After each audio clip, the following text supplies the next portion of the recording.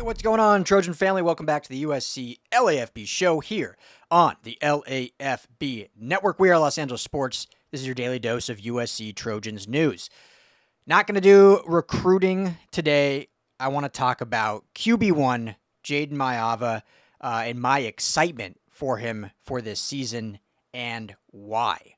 But first, new sponsor for the show. Today's show brought to you by our friends over at ZipRecruiter. Finding great candidates to hire can be like trying to find a needle in the haystack. You get too many resumes and not enough candidates with the right skills or experience. I've even done this here at LAFB, looking for the right content and talent creators, and a slew of resumes come in. It's hard to weed through those, if you will. ZipRecruiter helps with that. They find amazing candidates just for you and fast. And right now you can try it for free at ZipRecruiter.com/audio. Once again, that's ZipRecruiter.com/audio. Ditch the other hiring sites and let ZipRecruiter find what you're looking for, the needle in the haystack. 4 out of 5 employees who post on ZipRecruiter get a quality candidate within the first day. Try it for free at this exclusive web address, ZipRecruiter.com/audio. Again, that's ZipRecruiter.com/audio. ZipRecruiter, the smartest way to hire. All right, now that the Bills are out of the way, let's talk Jayden Maiava. We had the opportunity as the media yesterday to attend an open scrimmage, an open practice at the Coliseum. Got to hang out there, watch from the press box, but it's just for observation. So unfortunately, I cannot report on anything or give any insight or personnel groupings or anything like that. So I will not be doing that, but I just want to talk about Maiava from kind of what I've seen all through camp, kind of the growth, some of the other statistics out there, and why I truly believe he is in for a big season this year, because I think he's the one piece, him and the offensive line, that are kind of the two dominoes that the fan base, for the most part, and reporters are really like, I don't know what we're going to get. And the season really hinges on that, right? I think we all think the defense has a lot more depth this year. We saw the improvement last year. We think there's going to be even more improvement this year. So there's a lot of excitement, a lot of trust in Dantlin and that. When you look at the receiving core and the return, obviously, of Lemon and Lane, plus the additions they've added there, plus the tight end room, I think we have a lot of trust in that receiving room. When you look at the running back room, in the three-headed attack of Wayman Jordan, of Eli Sanders, of Brian Jackson, we think this could be one of the great running back rooms that we've seen here at USC in the Lincoln Riley era. And he's had good running backs. So I think they can just build upon that. I think when you look at the offensive line, I'll do another episode fully on the offensive line, I think, but I am maybe a little more bullish than others on the offensive line. Obviously, if DJ Wingfield, which we should have a result Monday or Tuesday of next week of what that actually, if he will play. 2 months ago, a month ago, felt like it was a no-brainer. Like, his case fell in line, in my opinion, with what constitutes getting that extra year. I don't feel confident anymore. So I have been preparing like he will not be eligible to play, and so the line will be without him. So if it comes back in his favor Monday or Tuesday, then hey, that's a cherry on top. Now you get this experienced vet to play actual guard for you. Without him, though, I still feel pretty good about the depth. The question is the inexperience.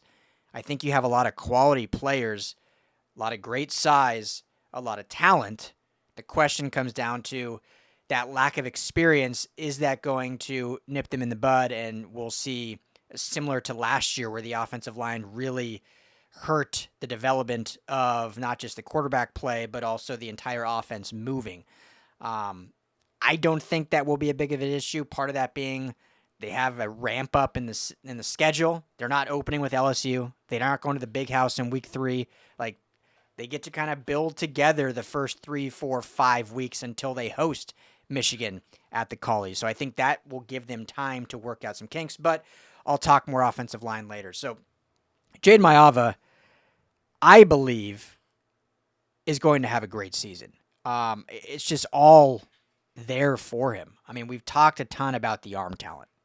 Elite arm talent. I don't care what anyone, I don't know if anyone has said he hasn't had that, but I think when there's talk of quarterbacks and ceiling, like his ceiling should be as high as anyone because of the athleticism, because of the size, and because of the arm talent. I don't think that gets talked about enough. You hear other quarterbacks, specifically in the Big Ten, and they talk about like, oh yeah, but the ceiling. I mean, just look at some of the guys that haven't played yet. In Bryce Underwood, in Julian Sayin at Ohio State, in Dante Moore, played freshman year at UCLA, but then sat a year at Oregon. They all talk about the ceiling of those guys being great, but they don't talk about the ceiling of Jayden Maiava being great. At least I don't hear it as much. Maybe some do. But I think his ceiling is as high as anyone in the entire Big Ten. I've talked about it before, but you think about freshman of the year in the Mountain West. Now, I know that's a go-go offense. It's UNLV. I know the touchdown-interception ratio still wasn't great, but he was a true freshman leading an offense, and he won Freshman of the Year. Something to be said for that. Then fast forward to his time with USC. Comes in, transfers in December, late December. It was the first transfer portal window. Comes in, obviously in the spring, competes with Miller Moss. In the fall, competes with Miller Moss. Wasn't quite ready yet. Miller Moss won that job as he should have at that time. We all know how the season went. They get a bye week. They decide to make the move to Jayden Maiava. First game against Nebraska at the Collie. You could see in that game, like it was very clear, like, okay, this guy has intangibles that Miller Moss does not. This guy has, the ball just pops off of his arm. You could see the athleticism he could bring to aid in the run game or keeping defense honest. But you could also see in some of the decision-making, and he got away with a bunch in that Nebraska game, that he was not ready yet. And you can see why he was not the starter going into that year and why it was Miller Moss. He needed more time in the system. He needed more time to develop. He needed more time to learn the playbook, to get chemistry, to learn behind the offensive line with his running backs, with his receivers. You could see that as the 4 games progressed, still needed a little bit more time. That's always been our question on it, right? Like, what's going to be the decision-making between the ears on the football field? Now he's had an entire offseason as essentially being QB1. Obviously, Hussam Longstreak, I think, has pushed him. I think Hussam Longstreak has looked fantastic as a true freshman, being there since spring. And the future is very bright for USC and Hussam Longstreak. But I think that's only made Jayden Maiava better, and I think he has the ability to truly be the best quarterback in the Big Ten. Now, everyone can make rankings. Odds makers tend to know a lot, right? Vegas, offshore, whatever. The odds makers tend to have a pretty good grasp on how these things go. A lot more so than talking heads and media individuals. As much as maybe if I'm in that bunch, as much as we may not like to admit it, usually the odds makers have it down a lot more than some Big Ten podcaster talking about who they think the best quarterbacks are. And all those podcasters and ESPN analysts and all that have always lumped Jayden Maiava in the middle, 6, 7, 8. That's where they always put him. I think I did a ranking show a month or so ago. I had him 3rd. I had Fernando Mendoza as number 1. I think a lot of people are sleeping on him, what he did at Cal, and now being in that offense at Indiana. I think he's going to be very good.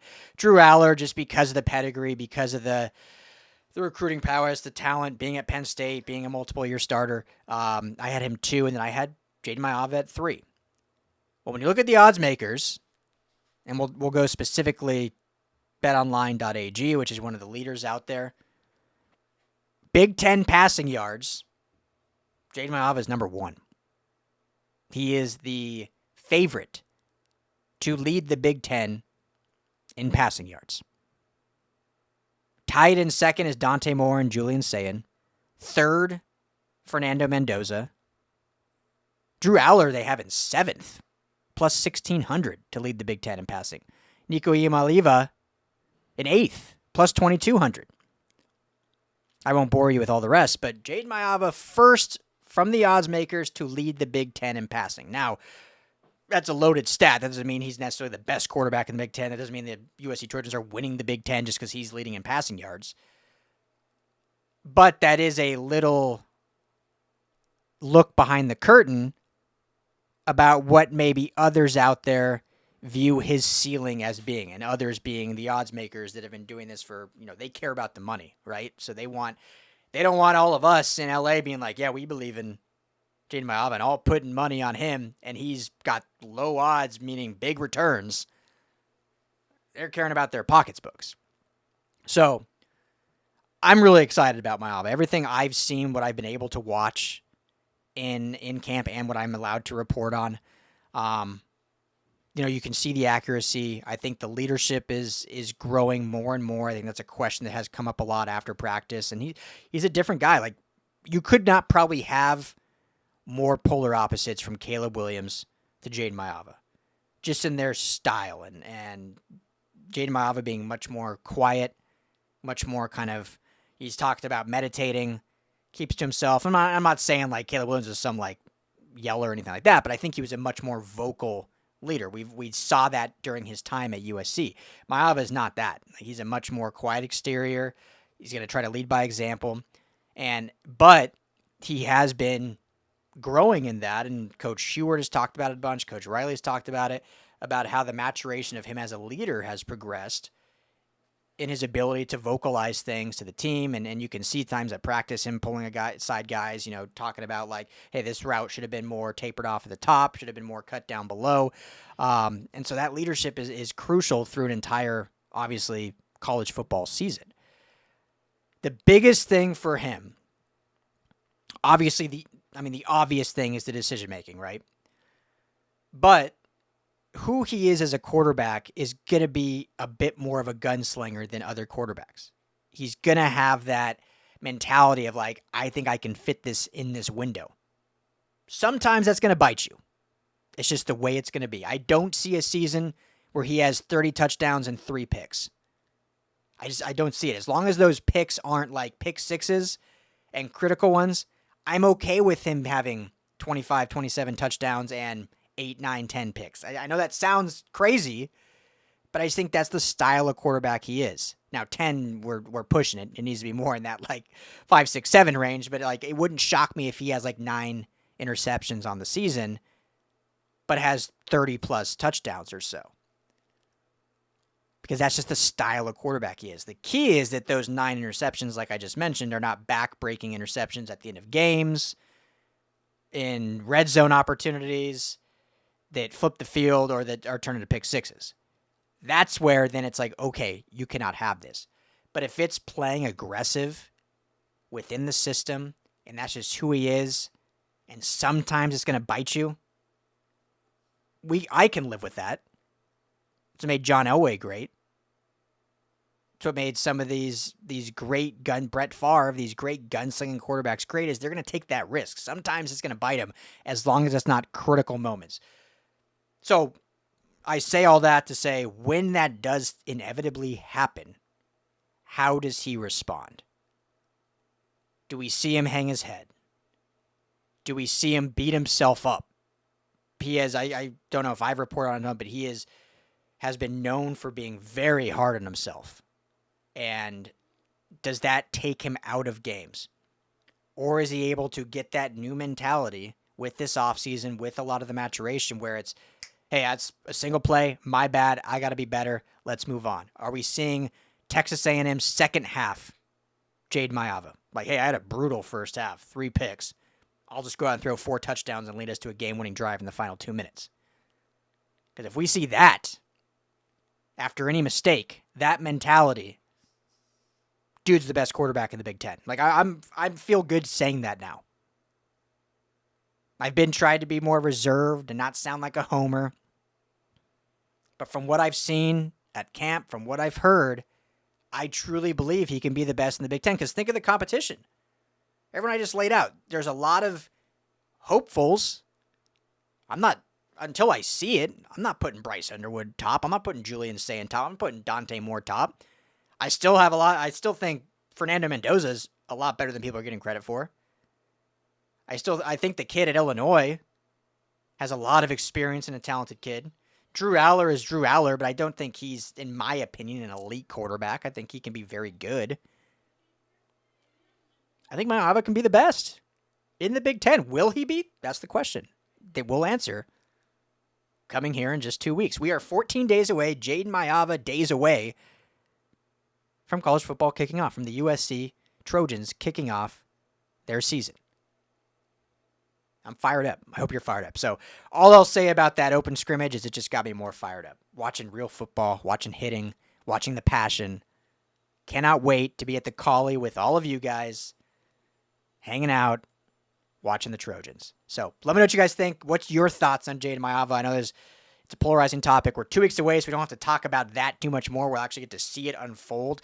But comment below. I mean, do you think Maiava can be the best quarterback in the Big Ten? Are the odds makers having it right? Are we too high on him because we cover the team or we're fans of the team? Or does he have the ability to really be that guy, that breakout guy, that Jaden Daniels in his first year with LSU, that Cam Ward in his first year with Miami? They went from relatively unknown to top 5 NFL draft pick, Heisman winner, Heisman runner-up in Cam Ward. Can Maiava make that leap? I think he can.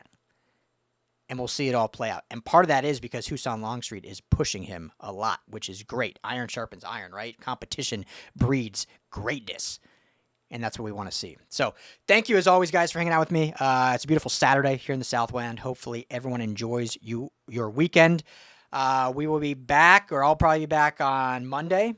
Tuesday at the latest, I'll have another video up. And then for sure Wednesday, 7 p.m., myself, Tim Prangley, Call-In Show, plus Madman and the coach, putting plenty of content out as well. So we're trying to get round the clock USC Trojans content. Make sure to check out LAFBnetwork.com for all your USC editorial needs, plus our brand new message board. It's brand new, so it's if you go there, it's pretty empty. No one's really commented, but it's fun, it's interactive. We got a live chat during games. We'll have live score updates and chats there. Obviously, a standard kind of message board where we'll drop updates and recruiting news for sure. It's all free, not behind a paywall. Don't have to do any of that.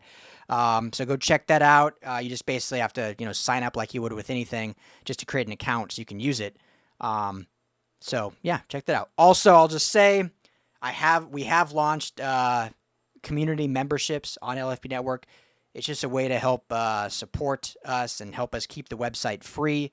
So we have different packages. You go to lfbnetwork.com/subscribe.